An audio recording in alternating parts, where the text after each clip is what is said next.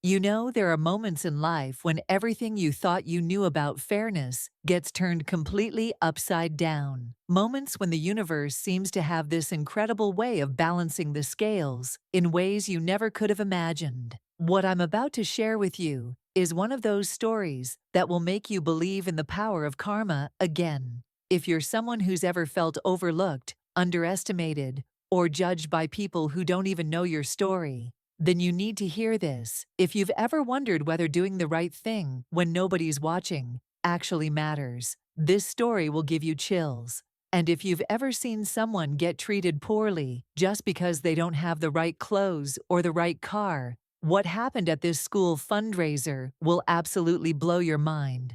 Before we dive into this incredible true story that proves good always wins in the end, do me a favor and hit that like button if you believe karma is real. And if you want to hear more amazing real-life stories that will restore your faith in justice and remind you that heroes walk among us every single day, smash that subscribe button right now. Trust me, you're going to want to stick around for what happens next, because this story will change how you see the world. The woman at the center of this story had no idea that one simple act of kindness from her past was about to come back and change her life forever. She walked into that fundraiser thinking she was just trying to fit in for her daughter's sake. She had no clue she was about to witness karma in its most powerful form. My name is Maya, and I never thought a single night could make me question everything I believed about my place in this world.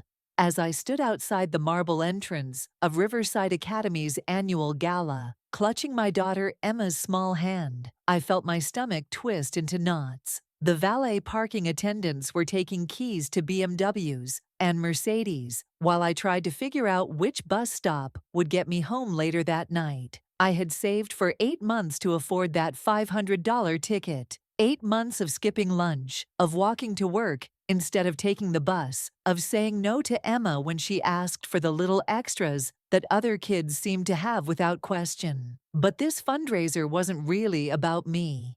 It was about Emma, my beautiful 8-year-old daughter, who had somehow earned a scholarship to this prestigious private school. And I would do anything to make sure she felt like she belonged. You see, I worked 2 jobs just to keep us afloat. Monday through Friday, I cleaned the pediatric wing at Mercy General Hospital, mopping floors and sanitizing rooms while the world sleeps. Weekends, I wait tables at a diner downtown where the coffee is strong and the tips are small. It's honest work, but it doesn't exactly prepare you for a world where women casually discuss their summer homes in the Hamptons while their children attend schools that cost more per year than I make in total. Emma looked up at me with those bright, hopeful eyes as we walked through those heavy glass doors. She was wearing a dress we found at the thrift store, carefully altered by my own hands to fit her perfectly. To me, she looked like a princess. But as we entered that ballroom with its crystal chandeliers and silk-draped tables, I realized we were entering a different universe entirely. The other mothers glided around in designer gowns that probably cost more than my rent. Their jewelry caught the light as they air-kissed and discussed vacation plans that sounded like something out of a magazine. Their children, Emma's classmates, were dressed like miniature adults in clothes that screamed expensive. And there I was, in my carefully chosen black dress from the discount rack, with shoes I'd polished until they almost looked new. Emma squeezed my hand and smiled up at me, completely oblivious to the gap between our world and theirs. In that moment, I made myself a promise. I would endure whatever came next to make sure my daughter felt proud to have me as her mother. The moment we stepped into that ballroom, I felt the stares. It's funny how you can sense judgment before you even hear it whispered. Emma immediately ran off to join her classmates, leaving me standing alone near the champagne table, trying to look like I belonged somewhere I clearly didn't. That's when I first noticed Victoria Pemberton. She was impossible to miss, really. With her perfectly styled blonde hair and a dress that probably cost more than my car, she was surrounded by her usual circle of friends, the kind of women who seemed to have mastered the art of looking down on people while smiling sweetly. "Oh my," I heard Victoria say, her voice carrying just far enough for me to catch it. I didn't realize they were letting anyone attend these days. Her eyes swept over my outfit with the precision of a detective examining evidence. The women around her giggled like schoolgirls, but there was nothing innocent about it. I tried to focus on the silent auction items displayed along the walls, pretending to study a spa weekend package I could never afford. But Victoria's voice seemed to follow me wherever I moved in that room. I just think it's important that parents understand the financial commitment these events require, she said loudly to her friends. Some people might feel more comfortable at the bake sale fundraisers instead. My cheeks burned, but I kept my head high. I had just as much right to be there as anyone else. I had paid my ticket price, same as them. Emma was a student here, same as their children.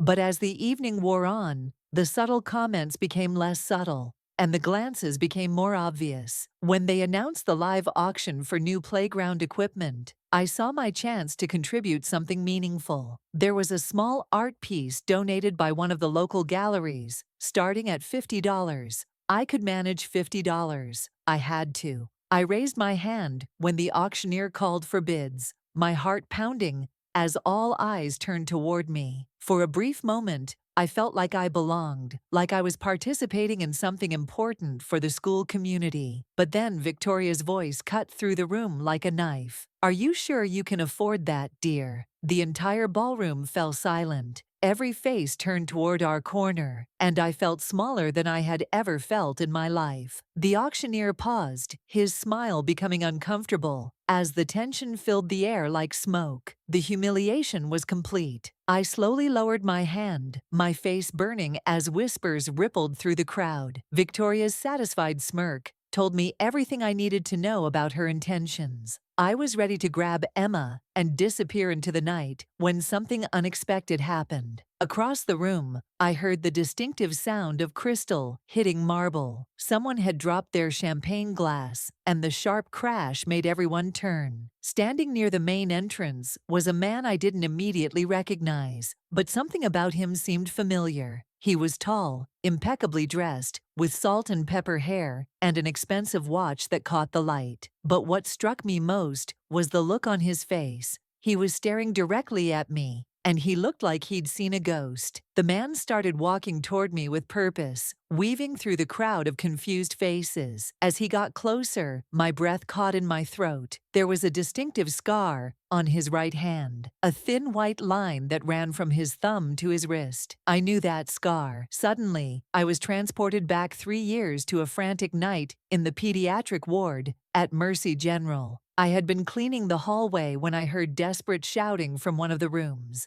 A man was holding a small boy who was choking, his face turning blue as he struggled for air. The nurses were dealing with another emergency, and this father was completely alone, panic overwhelming his ability to think clearly. I didn't hesitate. My community college first aid training kicked in, and I performed the Heimlich maneuver on that little boy. After what felt like an eternity, a piece of food flew from his mouth, and he began breathing again. The father was sobbing with relief, thanking me over and over, trying to press money into my hands that I absolutely refused to take. Any mother would do the same, I had told him, and I meant it. Now, standing in this ballroom 3 years later, that same man was walking directly toward me, Alexander Cross. I remembered his name from the hospital bracelet his son had worn. But what I didn't know then, what I was about to discover, was that Alexander Cross was one of the wealthiest tech entrepreneurs in the country. And according to the program in my hands, he was tonight's keynote speaker and largest donor. The room seemed to hold its breath as he approached, Victoria's mocking expression slowly changing to confusion as she realized something significant was happening. Alexander Cross walked straight up to me, his eyes never leaving my face. The entire ballroom had gone silent. Hundreds of pairs of eyes watching this billionaire approach the woman they had just been mocking. I could feel Victoria's confusion radiating from behind me as Alexander stopped directly in front of me, his voice thick with emotion.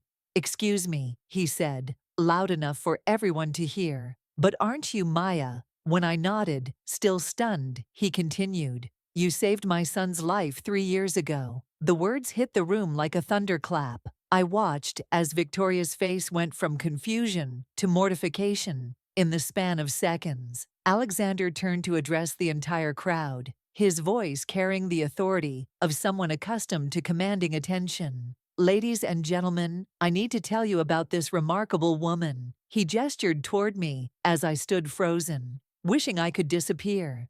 3 years ago, my 7-year-old son David was choking in a hospital room. The nurses were busy with an emergency, and I was completely helpless, watching my child turn blue.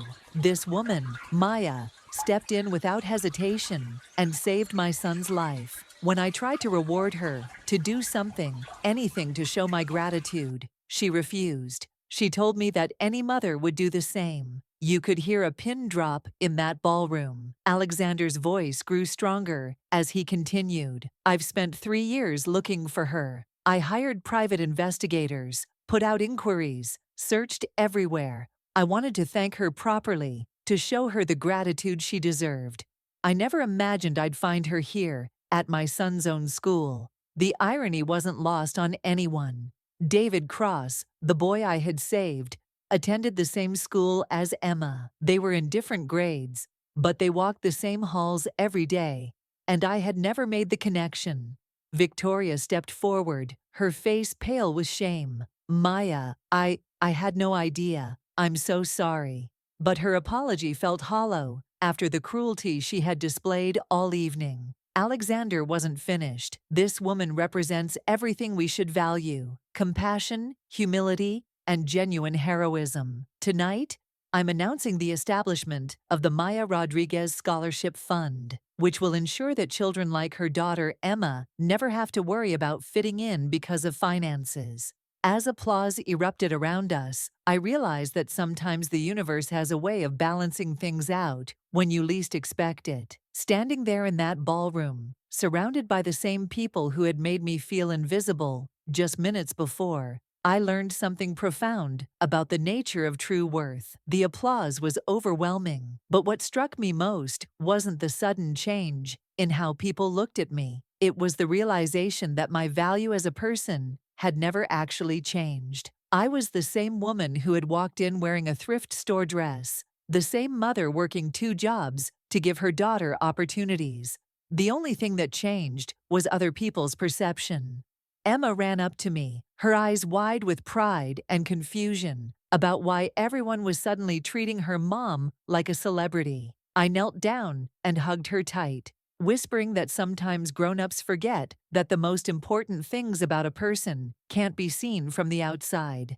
Alexander introduced Emma to his son David, and watching them shake hands felt like watching a circle complete itself in the most beautiful way. Victoria approached me again later that evening, this time with genuine remorse in her eyes. She admitted that she had judged me based on assumptions that had nothing to do with who I actually was. While I appreciated her apology, the real lesson wasn't about her learning to be kinder. It was about me learning that I never needed anyone else's approval to know my own worth. The scholarship fund Alexander established wasn't just about the money, though it would change Emma's life forever. It was about recognizing that heroes don't always wear capes or drive expensive cars. Sometimes they wear second-hand dresses and take the bus to school fundraisers because they love their children enough to step outside their comfort zone. If Maya's story moved you the way it moved me, I need you to do something right now. Hit that like button to show that you believe kindness matters more than designer labels. Share this story with someone who needs to remember that their worth isn't determined by their bank account or their wardrobe.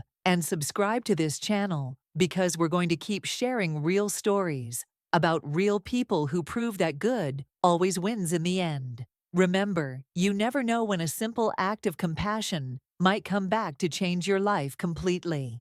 Maya walked into that hospital 3 years ago, just trying to do her job, and she ended up saving more than just one little boy's life. She saved his future, and in return, karma made sure her future was saved too.